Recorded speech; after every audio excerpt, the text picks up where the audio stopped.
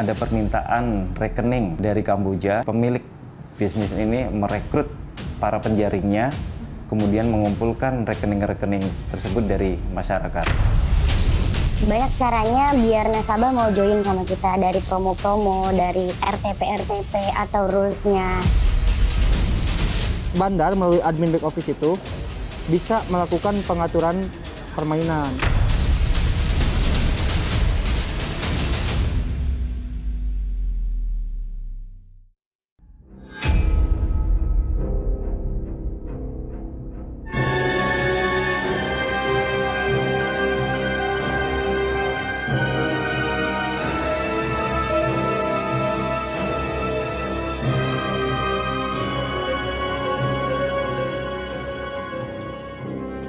Pengungkapan kasus jaringan judi online begitu gencar dilakukan.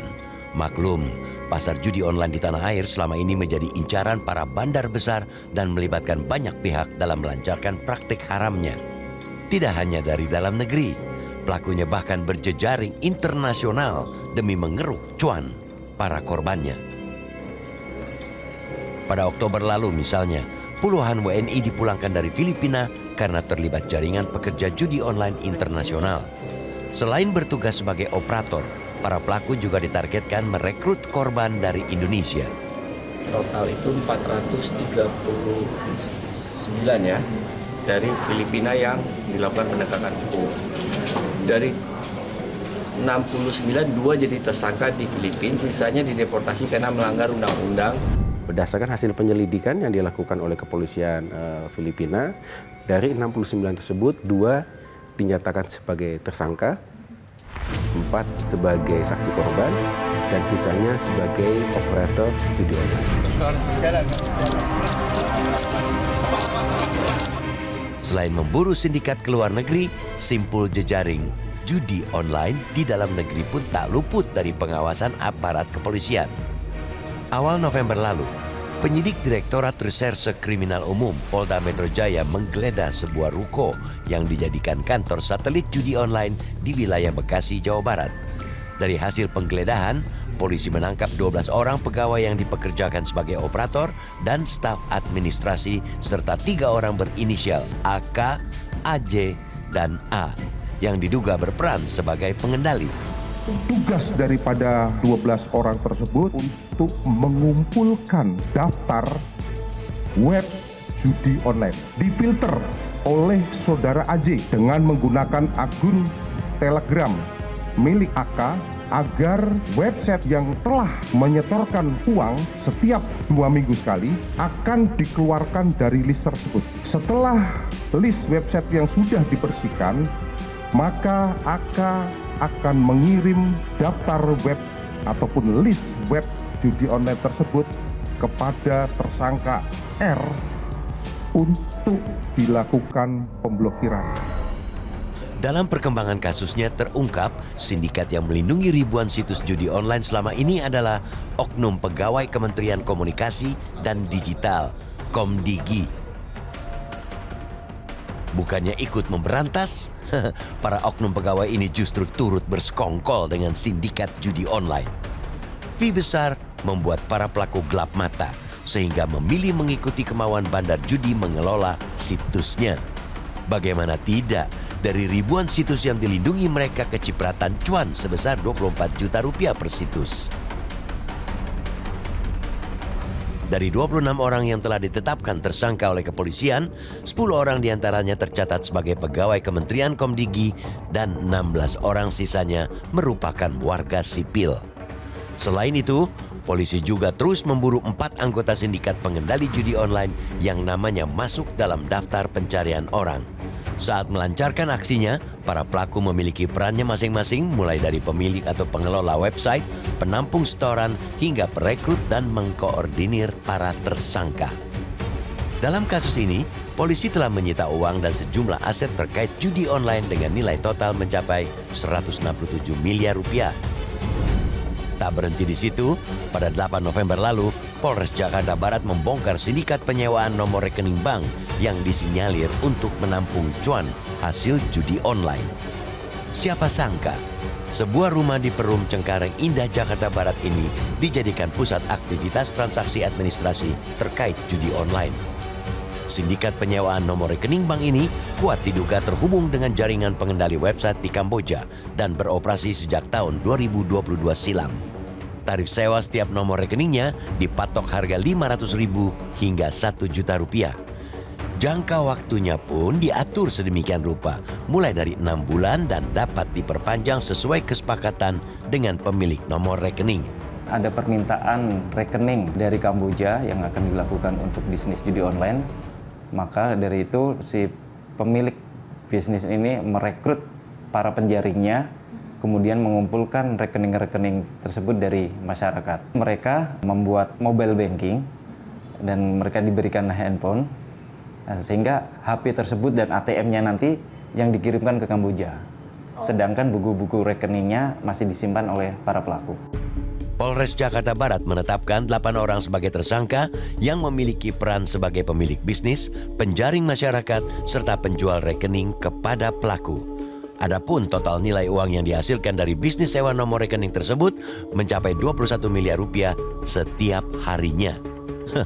Itu kurang lebih ada 4.000 rekening dan dalam satu rekening itu sekitar 5 juta per hari. Jadi total kita asumsikan sekitar 21 miliar per hari. Dalam kurun waktu 5 tahun terakhir, kasus judi online di tanah air mengalami peningkatan yang begitu signifikan. Tercatat sejak tahun 2020 hingga tahun 2024, aparat kepolisian telah mengungkap 6.386 perkara judi online dan menetapkan 9.096 orang tersangka. Total nilai aset yang berhasil disita angkanya mencapai Rp861,8 miliar lebih. Untuk mengetahui seluk-beluk judi online di tanah air, tim Realitas menemui salah seorang mantan karyawan yang pernah bekerja sebagai salah satu admin situs judi online di wilayah Jakarta. Sebut saja namanya Harum. Saat itu ia bertugas mencari calon korban melalui aplikasi WhatsApp, hingga membujuk calon korbannya itu agar mau menyetorkan sejumlah uang sebagai deposit.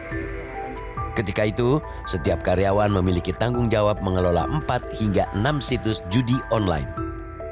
Tugas pertama itu paling kita nge-blast atau kita WhatsAppin satu-satu database yang dari kantor. Banyak caranya biar nasabah mau join sama kita, dari promo-promo, dari RTP atau rules-nya. Atau memang kalau ada customer yang nakal itu kita bisa ngirim foto. Kita beli beberapa ribu foto, nanti kita kirimin. Baru nanti dia join ke kita jadi member. Hari ini mana yang menang, mana yang kalah sebenarnya itu udah ada dari operatornya. Terhitung dalam jangka waktu 1 bulan, Kementerian Komdigi memblokir sekitar 380.000 situs judi online. Selain itu, terdapat 10.000 nomor rekening bank terafiliasi dengan judi online. Statusnya kini ditangguhkan. Situs satu hal lain adalah rekening. Jadi kalau situs seperti tangannya, rekening ini seperti nadinya. Jadi ini juga yang sedang kita galakkan dan giatkan bekerja sama dengan OJK dan juga perbankan. Faktanya, perilaku ingin cepat kaya dengan cara cepat dan instan ini sepertinya terlanjur mengakar dan terkesan sulit dihilangkan.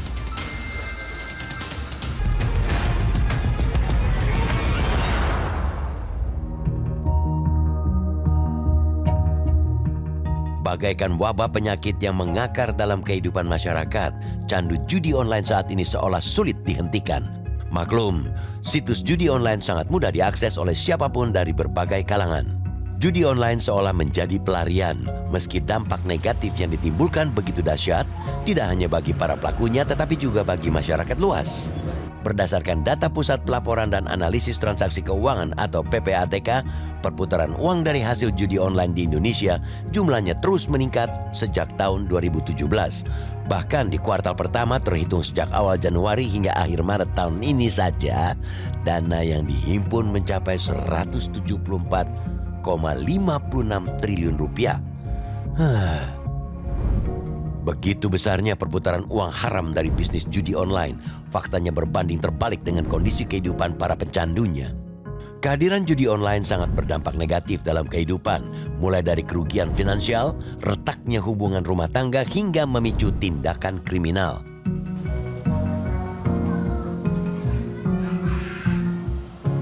Seperti yang dialami oleh Puput, seorang warga Kelurahan Semper, Kecamatan Cilincing, Jakarta Utara. Kecamatan Cilincing saat ini disebut-sebut sebagai wilayah dengan kasus judi online tertinggi di Jakarta. Berawal dari kemenangan pertama, suami Puput akhirnya ketagihan bermain judi online untuk mengincar kemenangan berikutnya. Saat itu, sang suami mulai memutar otak bagaimana caranya agar tetap dapat bermain judi online setiap saat. Celakanya, gaji bulanan yang semestinya digunakan untuk memenuhi kebutuhan sehari-hari akhirnya ludes digunakan sang suami untuk judi online. Tak hanya itu, suaminya belakangan mulai kalap dan nekat melakukan pinjaman online menggunakan data pribadi Puput untuk mengadu nasib di situs judi online. Waktu menang kali dapat modal 50.000, dapat 500 ya kan Beki gitu. Terus mungkin dia nyoba lagi nyoba untuk dapetin modalnya dia mikir kali ya kan kurang dari gaji nggak bisa ya kan nggak nutup sampai ke ya itu ke pinjol. Nasib keutuhan keluarganya kini diambang kehancuran akibat ulah suami yang hobi bermain slot tanpa memberi nafkah kepada istri dan anak-anaknya. Teman-teman di luar sana jangan pernah kenal judi online ya kan. Kasihan anak istri, dampaknya ini banget, kena banget, buruk banget. Entah sebuah kebetulan atau tidak, Pengadilan Agama Jakarta Utara mencatat angka kasus perceraian di Jakarta Utara meningkat akibat merebaknya kasus judi online belakangan ini. Di awal-awal mereka tidak menyatakan judi online, hanya nafkah yang kurang dari suaminya, kemudian adanya pertengkaran gara-gara nafkah yang kurang, tidak cukupnya nafkah. Ternyata ketika pendalaman Majelis Hakim terungkaplah judi online. Angka gugatan perceraian di Indonesia terus meningkat. Salah satunya dipicu oleh keretakan rumah tangga akibat kecanduan judi online. Dari data Badan Pusat Statistik, kasus perceraian akibat judi meningkat setiap tahunnya sejak tahun 2020. Adapun 3 provinsi dengan kasus perceraian akibat judi yang terbanyak meliputi Provinsi Jawa Timur, Jawa Barat, dan juga Jawa Tengah. Merujuk sebuah data, Indonesia disebut sebagai salah satu negara yang memiliki pemain judi online dengan jumlah besar.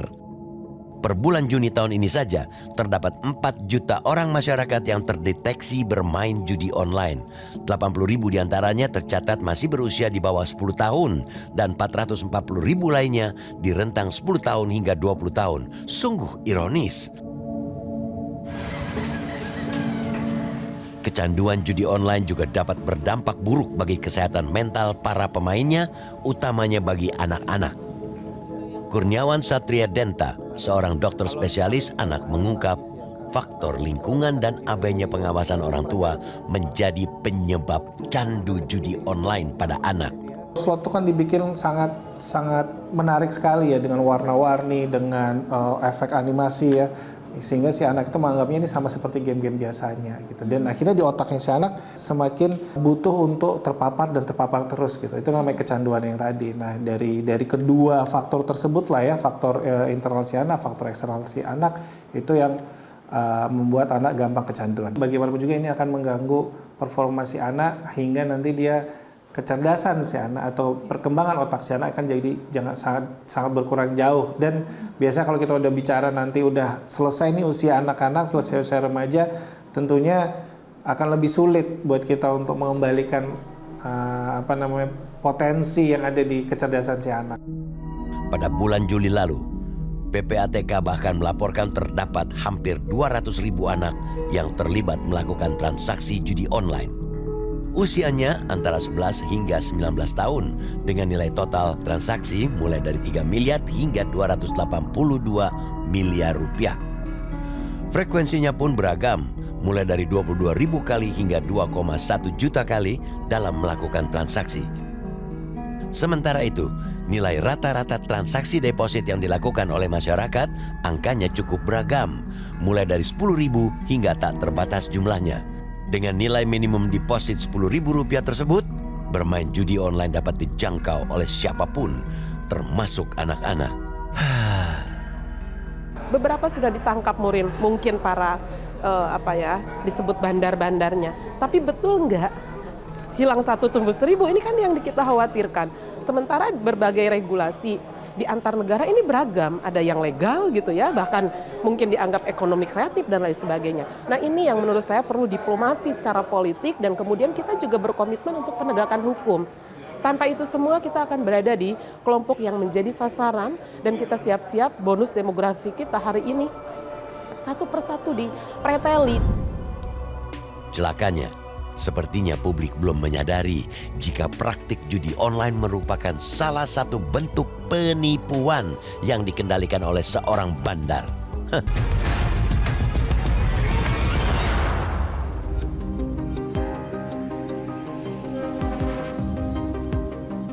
Selain merusak norma sosial masyarakat, terjerumus praktik judi online disebut-sebut berdampak buruk bagi kesehatan. Pada November lalu, Rumah Sakit Cipto Mangunkusumo merilis jumlah pasien akibat terjerat judi online. Tahun ini jumlahnya meningkat 3 kali lipat dibandingkan dengan tahun-tahun sebelumnya. Hingga bulan Oktober tahun ini, pasien rawat jalan tercatat berjumlah 150 orang, sementara pasien rawat inap di Bangsal mencapai 46 orang. Kristiana Site, Kepala Departemen Psikiatri RSCM menjelaskan, jika kecanduan judi online dapat merusak jaringan simpul saraf pada otak bagian depan yang dapat mempengaruhi kontrol terhadap pengambilan keputusan. Bahkan, para pasien yang dirawat menunjukkan tingkat kecanduan berat dan sudah tidak dapat lagi beraktivitas secara normal. 1, kehilangan kontrol atas judinya. Jadi, tidak lagi mengenal waktu, tidak lagi mengenal situasi, tidak lagi mengenal apakah ada uang atau tidak. Yang kedua adalah memprioritaskan judi itu di atas kegiatan sehari-harinya. Kemudian yang ketiga adalah meneruskan atau meningkatkan kegiatan judinya walaupun dampak negatifnya sudah ada. Dan bahkan meningkatkan durasi berjudinya. Nah, itu artinya sudah berat. Tim Realitas juga menemui seorang praktisi IT bernama Angga yang pernah bertugas sebagai operator judi online. Kepada Realitas, Angga mengaku sudah lama mengamati sistem yang dibangun oleh bandar judi online dalam mengakali para pemainnya. Si bandar ini melalui admin ya. Tadi kan admin deposit untuk memproses deposit si para pemain. Setelah main dialihkan lagi, ada namanya admin back office panel. Nah, jadi di back office ini mereka bisa pantau semua kegiatan para pemain. Contohnya misalkan pemain ini main di game apa, saldonya berapa lagi gitu kan. Dan juga dia ada spesifik sampai total kekalahannya berapa itu ada. Bandar melalui admin back office itu bisa melakukan pengaturan permainan. Berapapun besarnya deposit yang dimasukkan ke dalam sistem permainan, hampir dipastikan 70%-nya otomatis akan masuk ke kantong bandar. Contoh gini, saya jadi bandar, saya beli koin ke provider itu $200, isinya tuh 30 juta IDR. Nah sekarang kalau $200 berapa rupiah Kak? Ya mungkin 3 juta lah ya. Nah dari situ aja udah kelihatan, kita cuma beli koin 3 juta, dapatnya 30 juta IDR koin ya. Nah si koin inilah yang ditukar oleh pemain pakai duit asli. Kalau pemain kan dia beli koin itu 100.000 ya 100.000 gitu kan. Tapi kalau bandar $200 belinya, dapat koinnya 30 juta IDR gitu. Dari situ aja udah kelihatan mereka ditipu si pemain ini gitu kan. Di sisi lain, sosiolog Universitas Indonesia menyoroti jika judi online telah menjadi fenomena sosial yang kian meresahkan. Sudah begitu, kemajuan teknologi yang semakin sulit terbendung menjadikan praktek ini terus menjamur. Mungkin judi itu dulu ada, pasti ada. Tapi tambah judol, distribusinya kan makin besar ya. All ini membuat tidak ada batas. Negara sebelah ada undang-undang yang tidak membolehkan anak-anak di usia tertentu akses HP. Tapi kalau ngomong Indonesia, itu undang-undang kan nggak ada. Anak 5-6 tahun aja bisa akses tuh HP, tablet. Nah karena distribusinya masif, dan dia bisa lewat macam-macam, nggak cuma IG, Facebook misalnya. Game, mereka main online. Nah itu rentan kena tadi judul itu. Tidak hanya menjadi wabah yang dapat mengancam tatanan sosial masyarakat, praktik judi online faktanya menjadi bom waktu jika tidak segera mendapatkan penanganan serius dari para pengampu kebijakan di negeri ini. Tidak boleh lagi ada ruang menjamurnya judi online di negeri ini. Jika hal itu dibiarkan, mental generasi penerus bangsa akan tergerus oleh harapan kemenangan palsu yang dikendalikan oleh para bandar besar. Jelajahi cara baru mendapatkan informasi. Download Metro TV Extend sekarang.